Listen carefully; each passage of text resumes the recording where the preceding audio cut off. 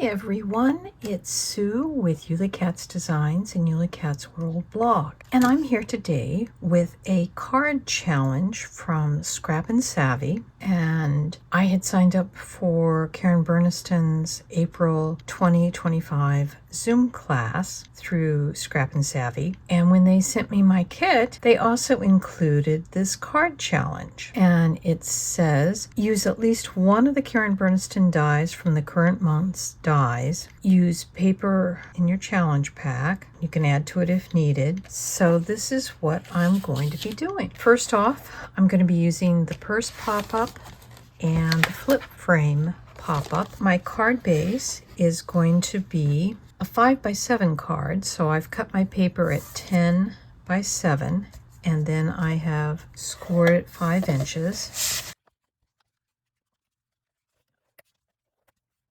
And then I have cut 2 pieces of decorative paper from the paper that I got. So it's 4.5 by 6.5. And that's what's going to go inside. So we've got our papers glued in, our card base. I'm going to flip this over. And I want to work on the front of my card first. And I think this is going to be a top opening card. And I want to put this piece on here. But I also want to line up to make sure I get the best kind of view through this frame. Now, one of the papers was journaling cards. And so originally I was going to use the pink side of it, but I decided I would do polka dot instead. Now I want to find the center of this card. So 2, 4. So the center is about there. So I'm just going to glue it on and then I will trim off my ends once I get it placed. And the nice thing about using the grid on my mat is I can kind of eyeball it with some precision. So from the flip frame, I have used the little flower dies and the leaf to cut out these flowers and leaves from the green. And from the inside paper, I was putting the center of the flowers just over the point on the pinwheels to get some nice colorful flowers. Then I've also used the rectangles in this set, the stitched ones and this one here, to create what's going to be my sentiment label inside, a place to sign. And this is going to be my platform that I'm going to put, well, it's the purse base. We're going to modify it into a plant stand or a plant, sort of like flower box. And you may recognize the frame that I used on the front of the card coming from this set. And when I cut out all of the flowers from the pinwheels, the back side is striped. And I thought that would be an interesting card back. So I'm going to glue that on and then I'll put this. Again, this was a paper frame that came out of when I cut this. So that will just add some little dimension to it. Always simple ways to make an interesting back of a card. So now we're going to work on the inside. Using the purse pop-up, I used the base die, but because I had some limited paper concerns, I knew I was going to cut it off, so I just didn't bother that went off the edge. So now I'm going to take my paper trimmer, and initially I'm just going to start there. See how I like that.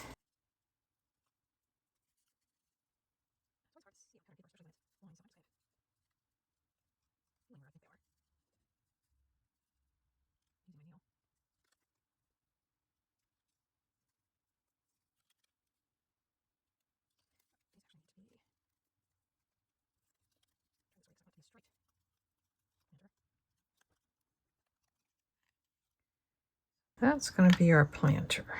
So I'm kind of playing around. This is the die that cuts the tabs that will hold the planter. So basically it's going to go something like that. But these 2 nibs have to go across the fold. So depending on where I decide to place this, we can get several different kinds of looks. I could do something like that, which could be interesting. But I could also put this more in the center. When I do that, it's going to push the red piece off a little bit. So I think I'd rather have it more like this, so that the red is more centered on the paper. So now I'm going to take pencil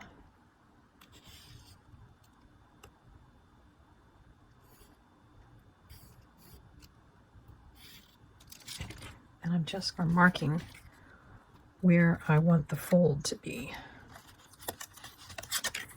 just to make it easy.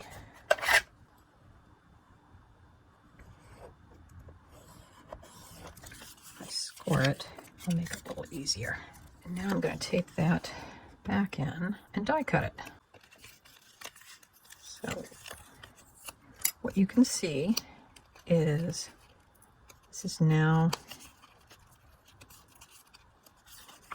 die cut.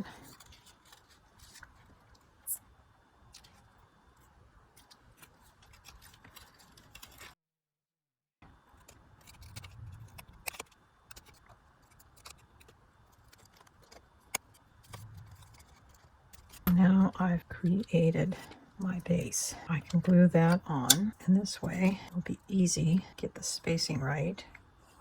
Again, I'm not putting glue where those tabs are.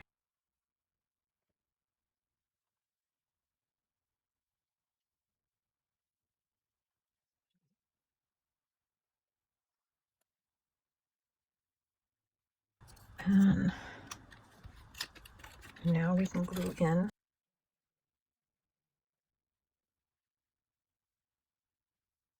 So I've cut out a number of flowers. I'm going to put some of these, I'm going to just do a kind of fun mashup of flowers. Some of these could be standalones.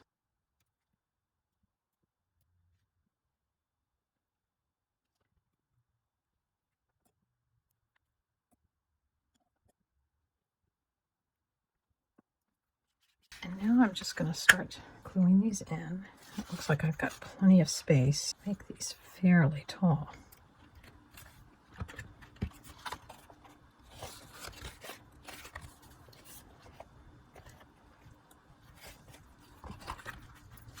And we can decorate these. So here's my final flower placement. And it does make a nice little petite planter of flowers. I still need to add some sentiments on the front. Using Karen Burniston's Celebrate die, I tried cutting out a bunch of different colors, but I decided the black was what it really needed. I've cut the bee in the flutter charms out, and right now I'm just marking the veins on the bee's little wings that I cut out of vellum, and I just used my thinnest black marker that I had. And to put this little bee together, again, that's from the flutter charms, I just need to put some glue on the main parts, and I'm just centering that over it, and I will clip off charm ring. I think this bee's going to go there. I think his little wings go like that.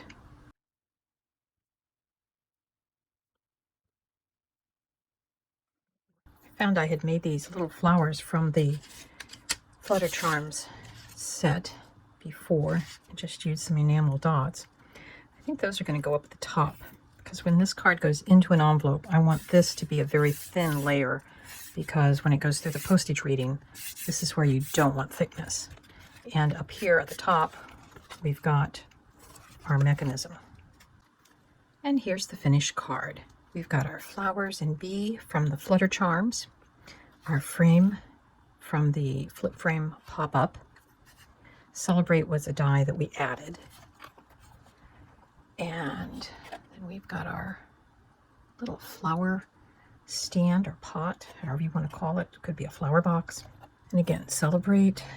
These flowers that are all on the inside come from the flip one, whereas this planter is actually a cut down purse pop-up die. The rectangles all come from the flip frame pop-up. And this is actually a printout that was in an extra that was in the Karen Berniston April Zoom class, for which I'm trying to get this done before that happens. And the back is really just some of the leftovers. Striped paper with the cutouts from the other side of the flowers just kind of makes it interesting. And this was a frame that was left over from cutting out the this piece. So here is my card for the Scrappin' Savvy Bundle Facebook group. Hope you enjoyed it, and we'll see you next time. Bye-bye.